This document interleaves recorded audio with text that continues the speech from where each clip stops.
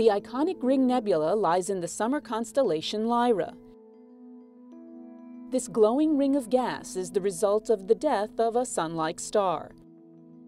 As the star runs out of fuel, intense radiation from its core heats the outer layers and they escape into space. The nebula turns out to have a much more complex shape than we can see from Earth. The main structure of the nebula is a broad ring of nitrogen. That's the red ring you see. Hotter oxygen gas is seen here in green and fills the interior. What's even hotter still is helium, and it's seen here as blue oblong lobes perpendicular to the nebula's main structure.